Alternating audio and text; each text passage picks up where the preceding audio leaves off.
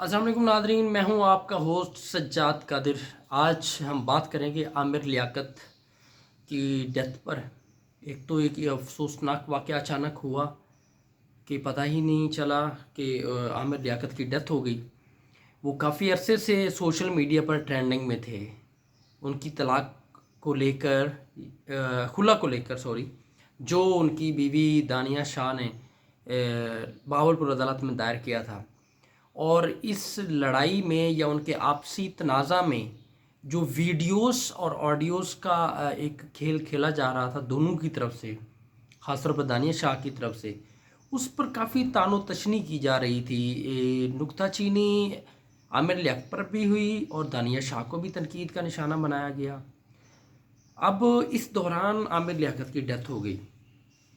वजह वही सारे कह रहे हैं कि डिप्रेशन और परेशानी मसाइल में घिर गया था आमिर लियाकत, और अपनी आखिरी दिनों की वीडियोस में उसने इस चीज़ का इजहार भी किया, गिला भी किया, आवाम से भी, अल्लाह से भी और अल्लाह के रसूल सल्लल्लाहु अलैहि वसल्लम से भी गिला करते नज़र आए। और बहुत सारी चीज़ें हैं सामने हैं।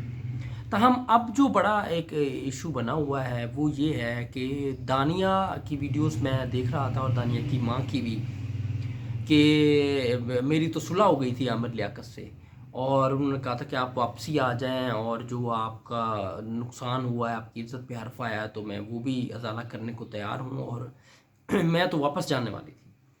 दूसरी तरफ जो 11 करोड़ रुपए के लगभग खुला का दावा दायर किया था दानिया शाह ने, वो केस अभी स्टार्ट होने ही वाला था।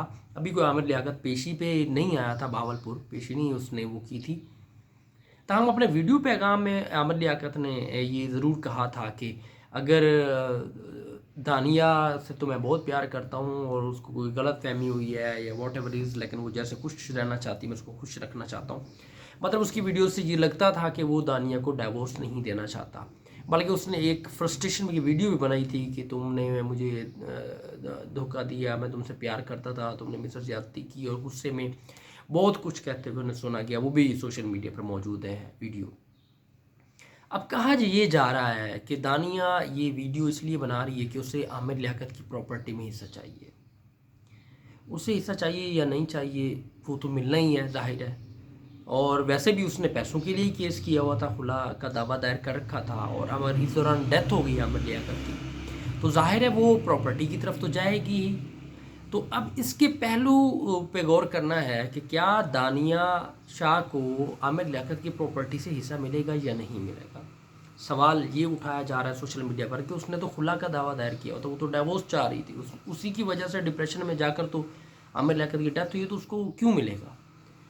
यहाँ दो चीज़ें, कुछ एक्सपर्ट से, लीगल एक्सपर्ट से मेरी बात हो रही थी, उन्होंने ये कहा कि खुला का दावा डिग्री नहीं हुआ था, ख़त्म नहीं हो गया था, अदालत ने रिजेक्ट नहीं कर दिया था या फिर आमिर लियाकत को फाइन नहीं कर दिया था। तो इसलिए कानूनी तौर पर दानिया शाह उसकी बीवी है, शरई तौर पर भी और कानूनी तौर पर भी आमिर लियाकत की बीवी है। पहला नुक्ता तो यहाँ है कि उनके दरमियान डाइवोर्स नहीं हुई।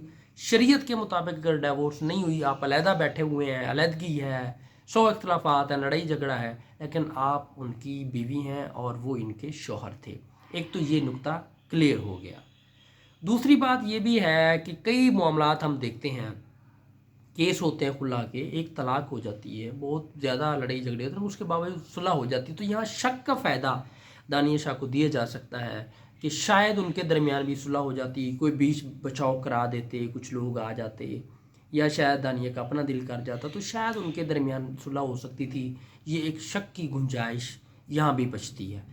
तो तय ये पाया कि दानिया शाह इस वक्त मरहूम आमिर लियाकत की बेवा है। पीछे रह गई दो बीवियाँ, एक तूबा शाह, सैयदा तूबा, और एक सैयदा बुशरा इकबाल। बुशरा से सबसे पहले डिवोर्स हो गई थी और उनसे आमिर लियाकत के दो बच्चे हैं, एक बेटी है और एक बेटा है, अहमद और दुआ। और तूबा से कोई औलाद नहीं थी और दानिया से भी कोई औलाद नहीं है। अब जो शरीयत के मुताबिक और पिनल कोड पाकिस्तान के मुताबिक जो विरासत की तकसीम है, वो किसी भी शख्स की डेथ के बाद उसकी औलाद को मिलती है। सबसे पहले ये देखा जाएगा कि क्या आमिर लियाकत की कोई वसीयत है या नहीं। अगर वो वसीयत करके गए हैं जायदाद से मुताल्लिक, تو ان کی وصیت کے عین مطابق ان کی جائیداد تقسیم کی جائے گی، نمبر 1۔ نمبر 2 یہ دیکھا جائے گا کہ کیا انہوں نے کسی کا قرض دینا تھا۔ اگر عامر لیاقت نے کسی کا قرض دینا تھا، چاہے وہ بینک کا تھا یا کسی فرد واحد کا قرض تھا، تو ان کی پراپرٹی بیچ کر ان کے اثاثوں میں سے سب سے پہلے قرض اتارا جائے گا۔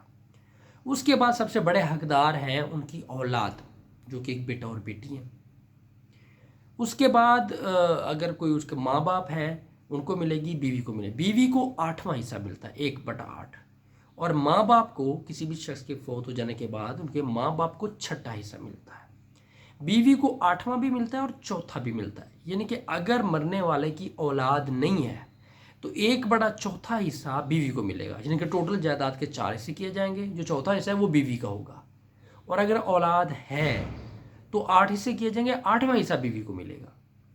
اب چونکہ بشریٰ اقبال کی اولاد ہے لہذا ان کو تو نہیں، لیکن ان کی اولاد کو ضرور ملے گا، لیکن اس پر بھی ہے کہ وہ بھی چونکہ طلاق لے چکی ہوئی ہیں، کچھ لوگ یہ کہہ رہے ہیں کہ جی وہ ہے، لیکن وہ بیوہ نہیں ہے، ان کو آلریڈی طلاق ہو چکی ہے۔